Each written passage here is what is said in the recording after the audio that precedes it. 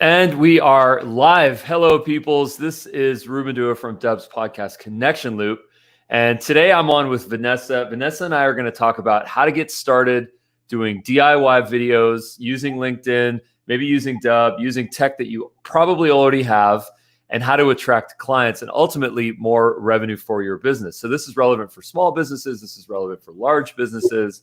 Vanessa, let's get into this. Tell me a little bit about yourself, a little bit of a bio, and then the problem that you're trying to solve here. Perfect. Thank you. Well, thanks so much for having me first off. Yeah. And so I run a video production agency, and I have for the past 5 years been helping corporate clients with their marketing, internal communications, and e-learning video content. So that's been our bread and butter and our focus. And over the years, we just noticed that there was a need to create content in a more cost-effective way. And the interesting thing is, in some cases, it was smaller businesses who wanted to do recurring content for social, but even we've seen interest from larger companies or even, the middle tier companies who want to do content and the budget just isn't there. So it's in companies of all sizes that there's just a need to create more consistent content and content for different marketing, internal comms, and e-learning purposes. So it was really at the end of last year that my business partner and I started thinking about how we can help this specific market. And we recognize that we all have smartphones. They all, nowadays, all the recent ones have the ability to film in HD and in some cases 4K. So why not utilize what we all have in our pocket? And with a few other tools and the know-how to use those tools, people can actually create some pretty great content. So that's when we kind of started on this journey of figuring out what sort of offering that we could supply to business owners and sales professionals to help them. And I will say COVID kind of almost struck at the right time for us, because then we just started diving in. I started creating weekly LinkedIn videos to tell my network that this is what I can help them with, and started doing one-on-one coaching over the last 5 months. And from that, we have kind of honed in on this offering, which is we're helping individuals create their own content with their smartphone. The focus is really on thought leadership style content. So focusing a little bit more on the B2B market, where they have, services with lots of insights to be able to share and really showcase their expertise and then attract clients that way. And it's really not focused on like push marketing content, but more pull content that's attracting people to want to know more about you and want to stay tuned into your content. Nice. That makes total sense. I think you're solving such a tremendously important problem and really an opportunity for people. There's kind of two things that come to my mind, which I'd like to understand how you kind of solve. So the first thing is, how can folks get out of this mindset, this imposter syndrome mindset, where if they are creating videos, if they are putting stuff on LinkedIn, that they can feel authentic, that they can feel comfortable doing so, and also have the folks around them, let's just say, and they're in a team environment, also feel comfortable. Because I know what happens a lot of the times is that if someone decides to be a creator and to start to put stuff on LinkedIn, there's the comments that happen in the beginning, like, oh, what are you, like a radio host now? Or are you like a video person? Like, where did that come from? And there's like these initial kind of comments that come, and then of course some people just stop. They're like, you know what, that just felt weird. And other folks kind of persevere on and then, of course, get the benefits. So how would you respond to that? Well, what comes to mind is that when I started in my career, I was not in sales, but I kind of developed into a sales position being a video producer. And I always looked at sales as like, cheesy tactics and, I thought used car salesman. And then I recognized that sales is really about helping people. So I think when it comes to creating content, especially the type that, I'm promoting, it's really about wanting to help your audience. So if you go at it and you are creating kind of, sleazy marketing, like, look at me, this is what I can help you with. And don't get me wrong, we still produce those types of videos that are meant for sales pages or are meant for, specific needs. But when it comes to social, it's about showcasing your expertise, yes, being authentic, and really just being a guide, being helpful. And I think when you really focus on that at the end of the day, the response that you receive then from your audience who says, oh my God, I took that piece of advice that you gave me and I went and applied it and it helped me so much. That's where, you really recognize that what you're doing is making a difference and you can continue forward. And kind of related to this topic, I will say that something that surprised me a little bit, but looking back, it really shouldn't have surprised me because, we all are like this. When I was working and coaching with people, I thought the technical skills would be, the hardest thing for people to get over. But the technical skills, people with practice can figure out, but it was really the performance that most people struggled with. And I think a lot of it is just about practice and about putting yourself out there, reviewing what you did, and then improving next time. Because, as the old adage goes, you're never going to be as good on your first time as you will on your 20th time. So like with anything, it takes practice. It takes time to get comfortable. But once you, start getting into it, you will get more comfortable and you will get more confident. And then your content is only going to get better and better. Now you mentioned being a guide, and there's a lot of literature that's come out recently on this idea of the prospect, the customer. They are the hero, and then we are simply the guide. We are the people that are taking them to the promised land, building a brand story. That's one kind of text that I think is relevant to this. Have you developed a sort of process or a philosophy that can allow people to kind of make sense of how video can turn into brand lift, can turn into, warming up prospects, can turn into relationships, can turn into sales? I mean, have you sort of mapped out that process in some capacity to make it more understandable? Yeah, I mean, with what I'm doing, I am coaching one-on-one. So I think it's a little bit different person to person, industry to industry, depending on who you're targeting, depending how long your typical conversion rate might be. So for example, we're working with some people that are in the B2C space that the conversion might be quicker and they might just be putting out, little content to get people to want to then go to their e-commerce page to then buy something immediately, versus somebody like myself who typically, projects are in the $1,000 range. And I'm just trying to get people to keep me in mind, see me on a regular, frequent basis, know that I'm an expert. So when something happens down the road, it might not be today and it might not be next month, but a few months down the road, or I've even found years down the road, people will come back to me because I'll still be top of mind for them. So I think it does, again, depend on your industry and depend on, your own kind of business conversion rate and things like that. But in general, there, beyond just creating the content, there are a lot of marketing initiatives that are needed to make sure that the whole process goes smoothly. So I do talk to clients about, the distribution of their content, the best times to post, how to try and get more, comments and attention for their content by tagging friends or tagging associates who might be interested in this to try and push it out further, as well as making the most use of your content. So once you have it, you've spent all this time and energy creating something, let's get the most use out of it. So posting it both on, your various social channels, as well as potentially maybe it's a resource tab on your website that you then, link all these videos to, or, commonly asked question videos that you post, maybe adding it as a, part of your email signature, or if you get asked a question by a prospect, sending it out to them. So really to kind of just thinking about all of the ways that you can capitalize on this content and make the most use out of it.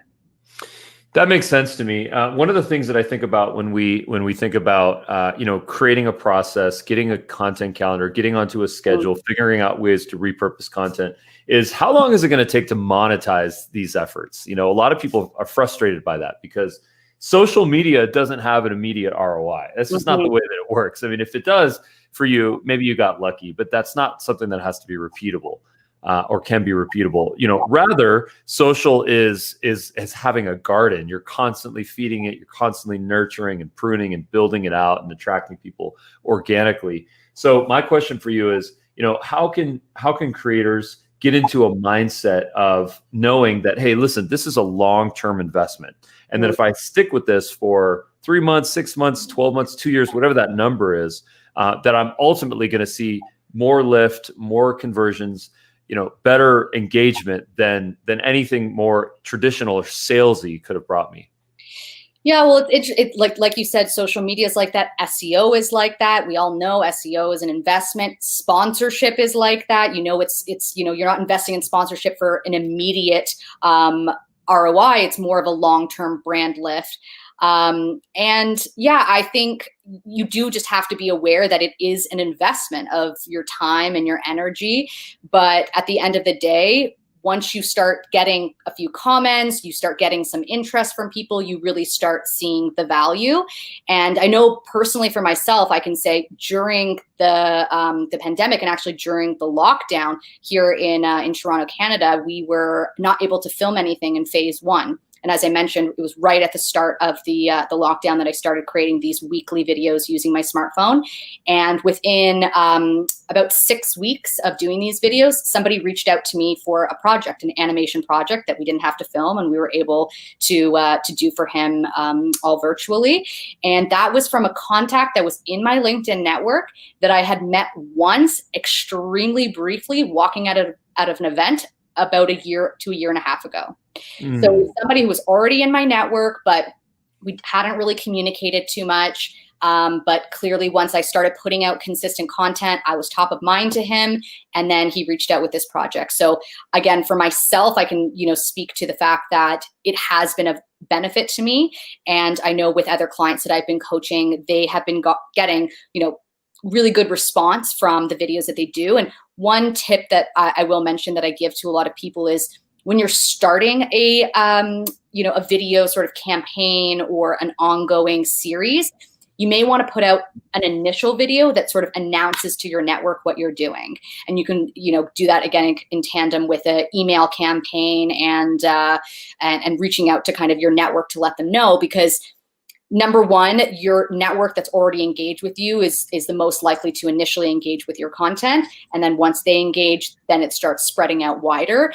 And I think the very first video, I always recommend just really being open and honest of why you're starting this video or this series, of what you hope to give to your followers and your viewers, what you hope to get out of it. And I've seen really great reaction to that type of content. People usually, especially, the ones in your network, are cheering you on and being real encouraging to keep moving forward. So I think once you do something like that, you get a bit of motivation, and then you stick with it. And then once you land a client that came specifically through a video that you posted, or because somebody passed your name along and then they reach out to you through a LinkedIn DM, it's really exciting. And then it all feels like it's worth it. Yeah, that is so true. You're so right about that. It's I think sometimes it's difficult to get the quote unquote attribution of video content on social, but you kind of know when a client comes in and says, "Hey, listen, I saw a video of you, talking about XYZ subject matter, and I really connected to that." Everything just makes sense, and it all kind of links up. So, very, very well said. Yeah. Here's another one for you that I think I deal with a lot. I used to deal with it a lot more in my kind of olden days of creating commercials and videos based on concepts.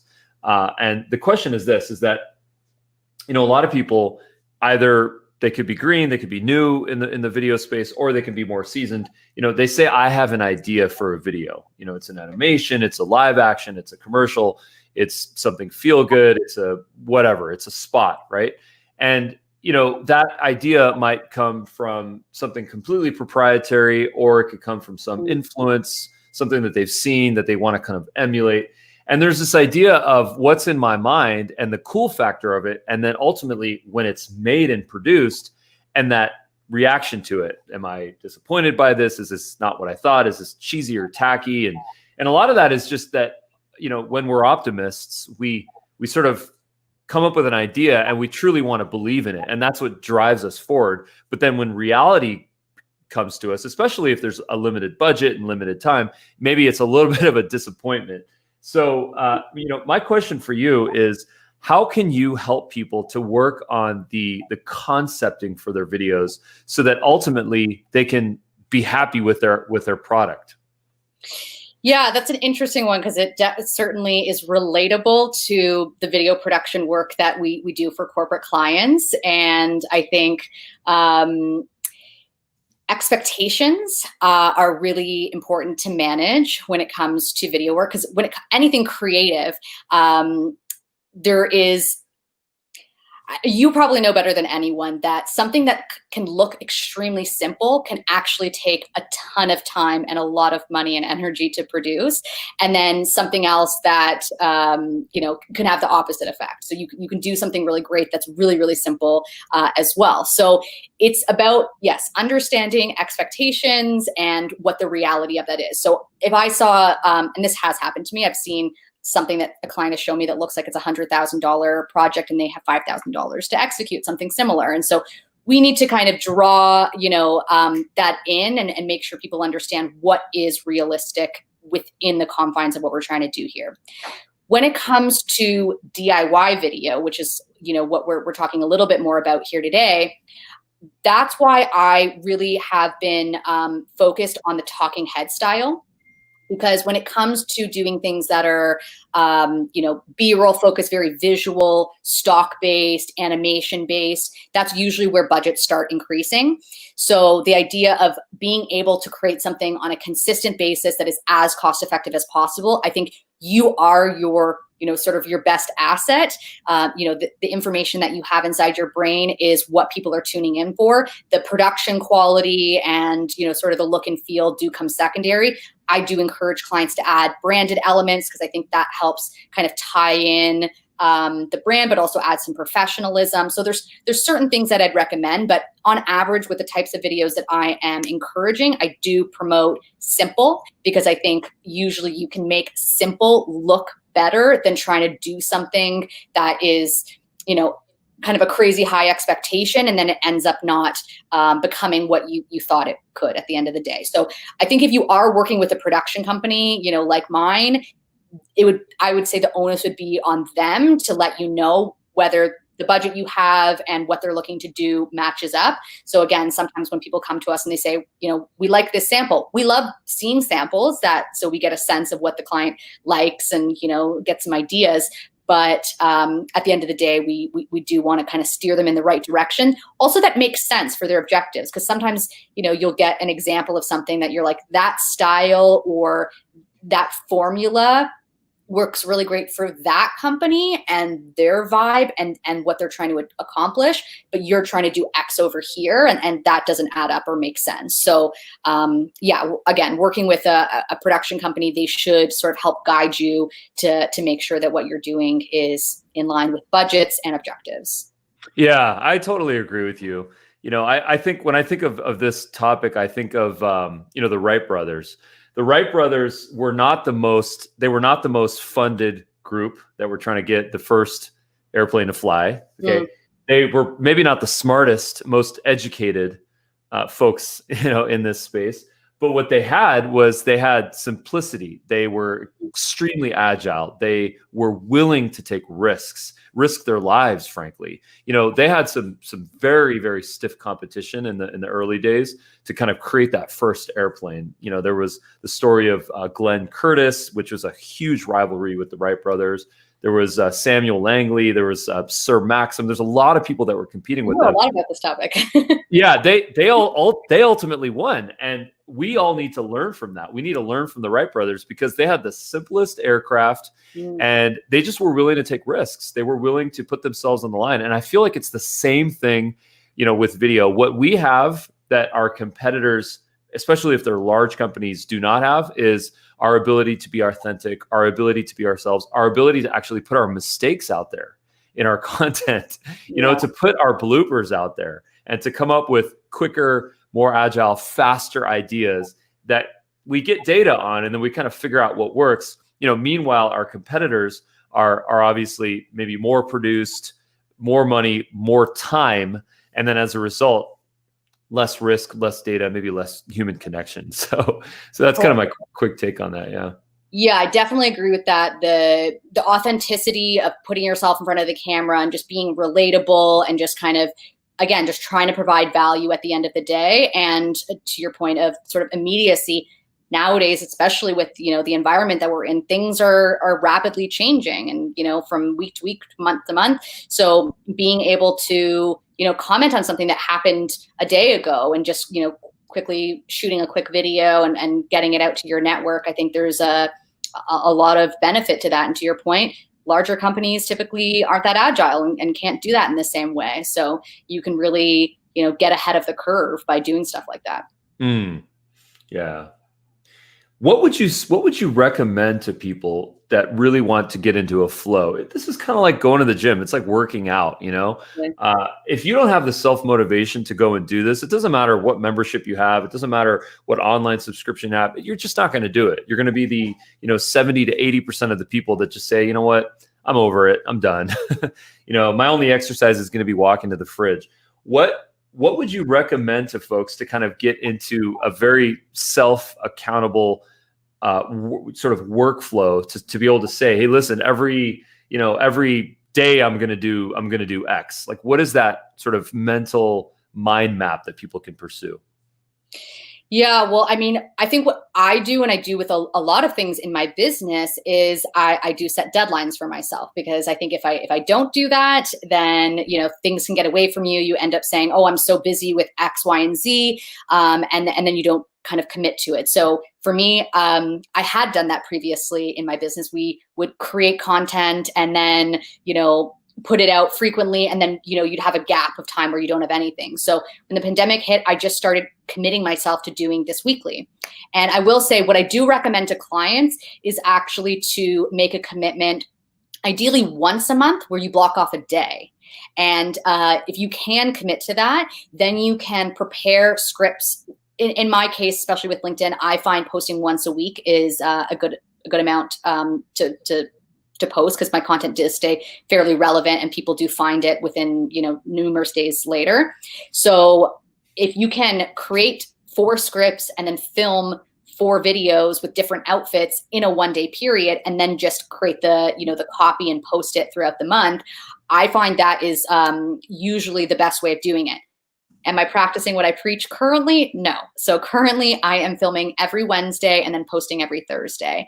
And I've just gotten into this rhythm, but I do want to start, doing what I suggest to clients, which is blocking off a time, record in a chunk, and then I don't have to worry about it for the next month. And the thing I highly, highly suggest when it comes to content, because ideas are actually the hardest thing to come by. Filming it, not that difficult, but going about the process of knowing what to say, does take a bit of thinking. So what I like to do is keep a running list, because you might not sit down that one day that you have and just be inspired to come up with 4 great topic ideas. So I'm often inspired throughout my work week when I'm talking to clients on the phone, or when I'm, doing something like this and something comes up that I'm like, oh, that's something that I think my audience would really benefit from hearing about. Let me add that to my ongoing list. Or if I'm reading an article that sparks interest with me, I'm like, oh, there's a line here that I'm going to include in the next video. I'm going to do a whole video on that topic. So I just have like an ongoing tally. And then whenever I am ready to write a script, I go to that, see which one inspires me the most that day, and then type up my script based off of that. Okay, so you mentioned scripts a couple of times, and the thing that I've noticed is that sometimes when people deal with the script, it becomes this crutch where it actually holds them back, because they get into, maybe initially they get into a thing where they're reading off of a screen, which is a whole thing, because it's not authentic, quote unquote. You can maybe see, end viewers can see, people's eyes moving. So it's not really that much of a connection that can be made. Now, of course, a professional like yourself that's kind of learned how to do it with time, it's going to obviously come off a lot more, natural. What can you recommend to people that want to either create an outline or some sort of a script on how they can just deliver in a more natural way? So number one, when I use the word script, I, to your point, either mean fully fleshed out or an outline. But I would say in the least, you always want an outline, because you always want to know where your content is going. So I think, if you were just inspired one day and you bring up your phone and were to talk off the cuff, that's fine. But I would say in general, I would have a sense of where you're going, because you don't want to create videos that are just so free flowing that they don't have any structure and there's no hook at the beginning. There's no call to action at the end. People aren't walking away with something, valuable that they can go and apply. So I do think that you do want to think about the structure. I do have a script outline that I've been promoting in my recent videos that I'm offering for free to people to see, which basically kind of outlines those points.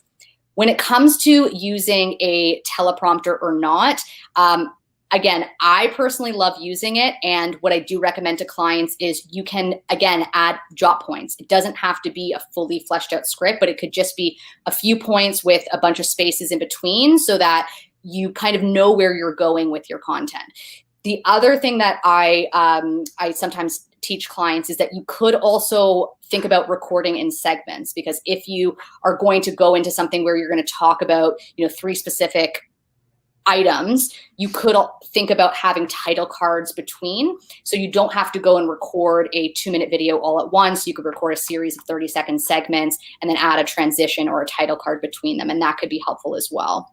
So again, it depends on people's comfort level. There might be some topics that you're more comfortable with than others. So some you might be, totally free flowing with, and others that there might be like really specific points you want to make sure you hit, like numbers or stats of something.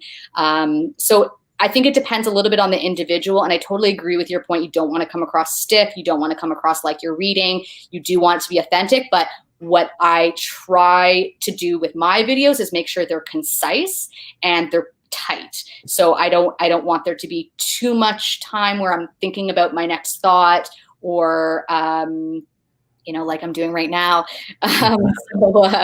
So that's why when I typically go to record, I will outline what I want to say in jot form, and then either record it in segments or I'll use a teleprompter. Very cool. That's great advice. Where can folks learn more about you, about your firm, your social handle?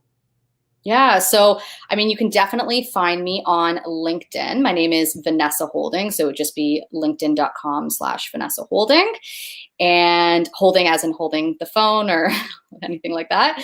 And then my company name is Arc and Crown Media. So arc as in a narrative arc in a story, and crown as in royalty. And the idea there is story is king. And so that's where Arc and Crown comes from. And yeah, you can obviously find us on all the major social media networks. Amazing. Well, Vanessa, thank you so much for your time. These are some great tips, and I look forward to seeing more of your content on LinkedIn. Thank you. Yeah, this was really nice chatting with you as well, and look forward to staying in touch. Thanks, Vanessa.